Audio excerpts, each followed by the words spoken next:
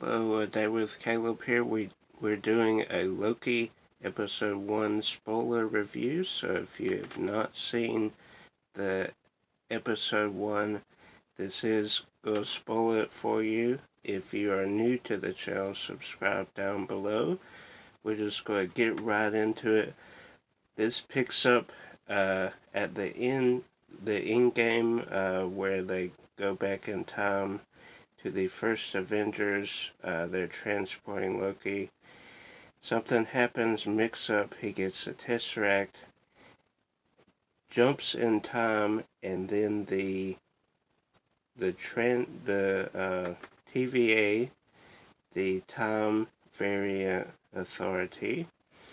So now he's in this place trying to figure it out. He gets transported here. And this guy was funny. They recorded every word that Loki said, and this guy is getting him to sign it. And they just printed out what he said. Has a real retro, like 60s to 70s kind of feel. Then Owen Wilson in this, to me, steals the show. I love Owen Wilson. He's in one of my favorite comedies of all time, Meet the Parents. And he really works well with Loki. He kind of plays it serious, but has a comedic flair. And we don't get a lot as far as what the series is going to be. We do kind of see a mysterious figure that's killing the timekeepers. The Time Variant Authority, TVA, they're throughout the comics, mostly in Thor. They do go into She-Hulk and Avengers a little bit. Kind of reminds me of Homecoming with the damage control.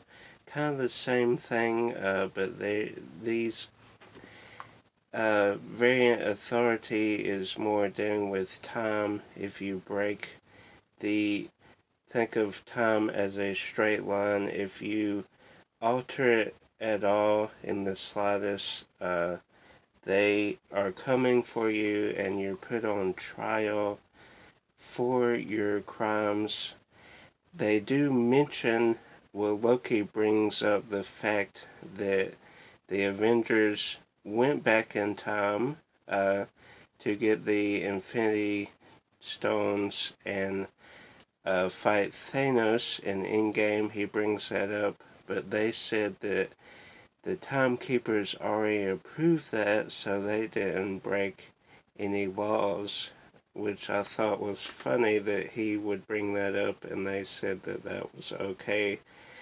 But he broke the line, and that was not okay. But Owen Wilson is trying to get Loki to help him with this mysterious figure. He did mention that the mysterious figure was Loki. So we'll see about that.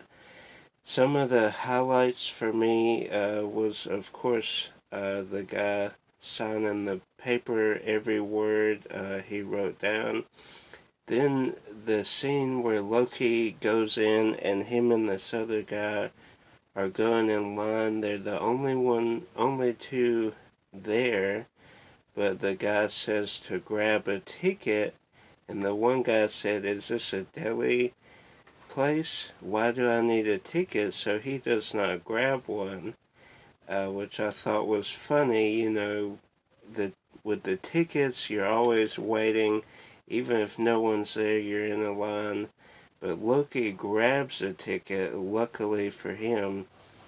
And then the God of Mischief, of course, him and Owen are playing kind of highlights of Loki's life. And he has this button that kind of reverts Loki back into the seat if he gets up or tries to attack him. So Loki eventually gets that seat or I'm sorry, he gets the button and uses it for his advantage trying to escape. He takes on the one, I guess she's like the leader of the timekeepers, and he gets his collar loose and puts it on her, turns the tables. I did find it interesting that the guy at the desk, that was another funny scene. He said, "I would gut you like a fish," and the guy's like, "What's a fish? I don't know what a fish is." I'm at an office all day. So I thought that was interesting and funny, a good funny scene. But the Infinity Stones were just in his desk, and he gave Loki the Tesseract, and neither one of them held any power there, which I thought was interesting. Magic kind of doesn't exist there, and we see later Loki and Owen Wilson's character come out, and there's flying vehicles all around, and Loki said, "I thought magic didn't exist," and Owen said it does not. So just a cool first episode. Oh, and uh, when they're doing the memories, D.B. Cooper, which I always thought that was such an interesting story. They use that here with Loki. Loki is D.B. Cooper. If you don't know who D.B. Cooper is, D.B. Cooper, famous for jumping out of a plane with money, never really to be seen again. There's lots of rumors and stuff, but they use that here.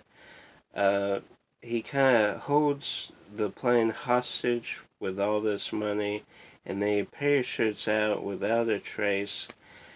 To me, that story has always intrigued me, so it was cool for them to tie it in here.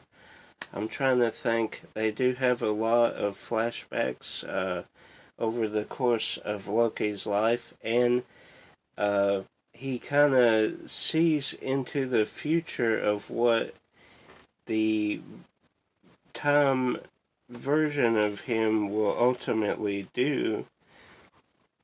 So I thought that was neat. He kind of sees into the future, because if we remember, this version was kind of at the end of Avengers. He had not gone through all that Loki has gone through over the course of the MCU films.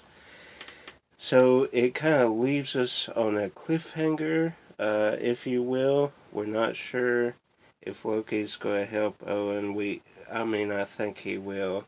But I cannot wait for episode 2. Please get here already. But that was a good start. Loki and WandaVision kind of touched on stuff that I really enjoy. WandaVision more with the sitcoms that I grew up with, and they use that as an advantage to help with the storyline there. Much like this, kind of the retro feel, but office feel to it. Some time travel, which I love. Loki, one of my favorite characters. Hope you enjoyed this review.